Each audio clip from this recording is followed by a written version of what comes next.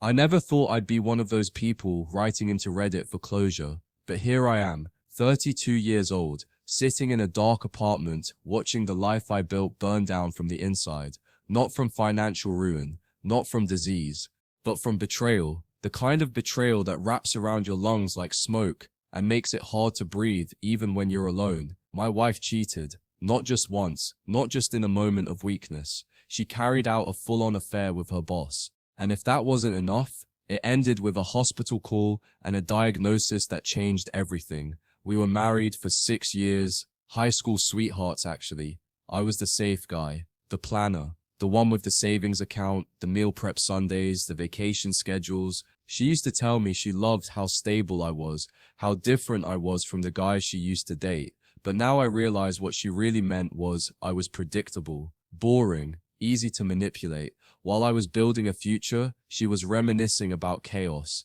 I first noticed something was off about a year ago. Her job suddenly required late hours. She started dressing differently, heels, short skirts, more perfume. Our bedroom life, that began to vanish like steam on a mirror. She was always tired, always stressed. She stopped kissing me goodbye, and when I asked if she was okay, she snapped. "Stop acting like something's wrong. You're paranoid." I believed her, because I loved her. God help me, I loved her.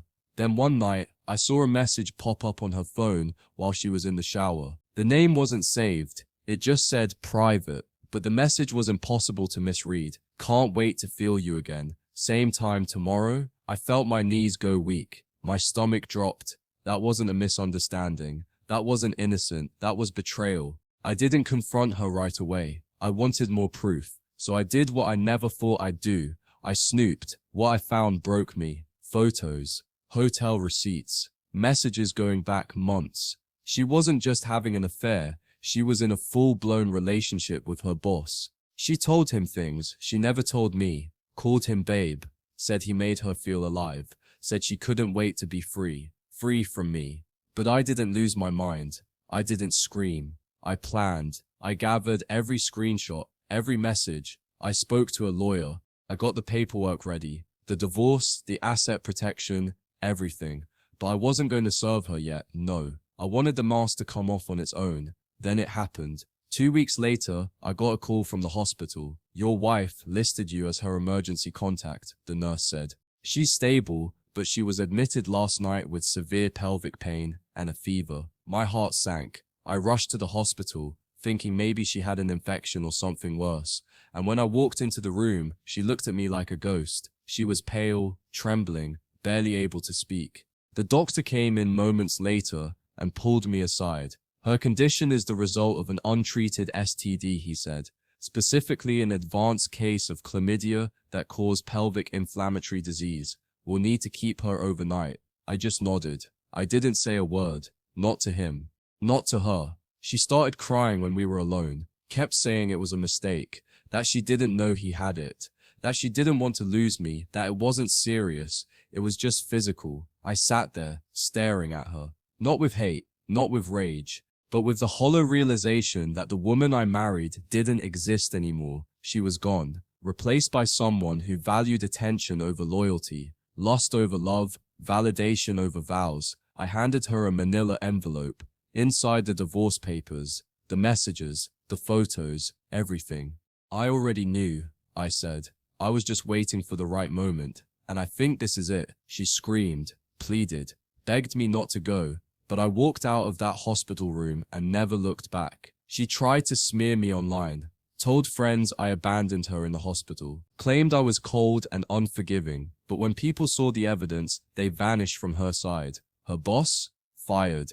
Turns out, HR found out about the affair too. She lost her job 2 weeks after getting out of the hospital. And me? I found peace. Not immediately. It took months. Therapy. Solitude. Late night walks where I cried harder than I ever thought possible. But I rebuilt. I started dating again. I got promoted. I laughed again. Real laughter. Not the forced kind you wear like armor. What she never understood is this. Betrayal isn't just about sex. It's about trust, about being vulnerable enough to let someone in, only for them to turn around and stab you where it hurts most. It's a spiritual wound, And no apology, no tears, no begging can unbreak that. The hardest part wasn't the affair. It wasn't even the STD. It was realizing how long she had been lying to me, how easy it was for her to live two lives, how good she was at smiling while destroying everything we built. That's what haunts you, not the act, but the performance. People ask me if I'd ever take her back. Not a chance. Not in this life. Not in the next. Some betrayals come with a receipt you can never repay, and this was one of them. She didn't just cheat. She gambled with my health, my future, my sanity. I don't hate her. I feel nothing. She's a stranger now, a cautionary tale. And to be honest, I'm grateful. Because if she hadn't done what she did, I might still be living in that lie, still holding on to someone who had already let go of me. If you're in a relationship where something feels off, trust your gut. Don't ignore the red flags. Don't gaslight yourself into staying quiet. The truth always finds a way to surface, and when it does, it burns brighter than any lie. She once told me I was too safe, too boring, too dependable, but now she's alone, unemployed, living in a studio apartment funded by her parents. And I'm living a life free of secrets, free of betrayal, and finally, full of peace. So to the guy out there reading this, thinking your instincts are wrong, they're probably not. Don't wait for the hospital call. Don't wait for the apology text. If something feels broken, it probably is. Why are you taking this No amount of love can seriously? fix what deception He's has hovering. poisoned. Now that Walk takes away with real your skill. dignity. No way. Protect your He can heart. fly after And all. remember, the loudest revenge is A living root? better than the person who tried to break you.